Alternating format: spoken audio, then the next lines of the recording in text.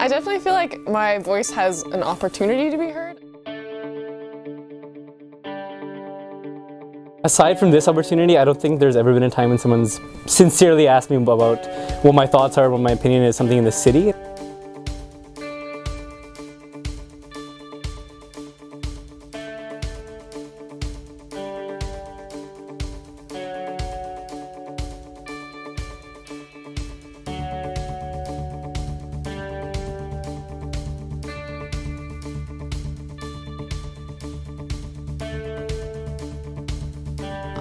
Yeah, I think so, because it acknowledges transgender people first of all to begin with, and it also acknowledges that they deserve the right to just use the washroom in like comfort and without being harassed or sexually assaulted or whatnot. I believe these guidelines will promote rights and equalities for transsexuals, and it might like raise awareness as well. Like if there's more options available for the trans community, then obviously people are going to be like, oh, there's like this available for transsexuals, and it's easier to come out and be who you are if there are guidelines, and like it's much easier to deal with the situation if you know how to.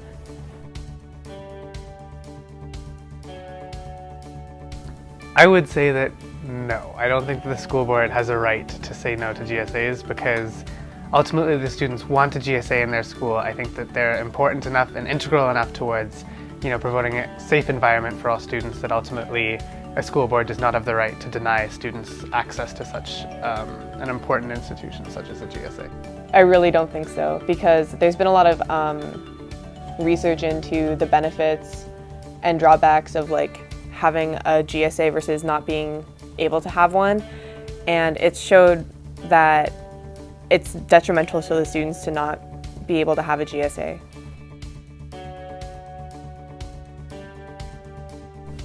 I would think that to better improve or reduce the isolation that these individuals feel is to better educate the administrators within different schools about the community and what the things that they do. I believe that within the school community, if someone feels isolated because of the fact that they are, part of this LGBTQ community, they should be able to go to some advisors or some counselors and find the proper guidance that they need to either, one, join organizations that help people who are feeling isolated or who are undergoing or feeling the actions of bullying, or should have some kind of easier access to places where they can further research these organizations and where they can find places that do accept them for their beliefs.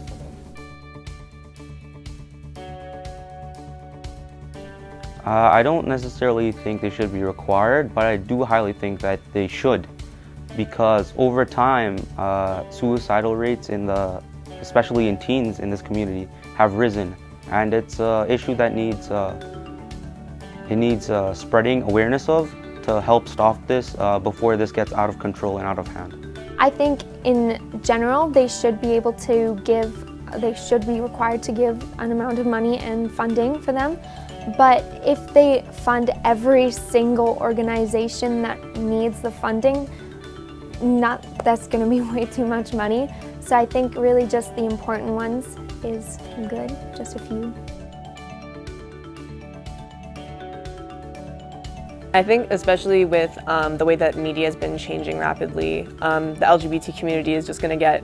more and more strengthened by different ways that people can connect and support each other, and especially with the internet allowing more people to get more information, to be properly educated on different aspects of the LGBTQ community. It's progressive, definitely. It's gotten a lot better from these past few years, but there's always going to be people who are just completely discriminatory, and I just see the LGBT community fighting an uphill battle.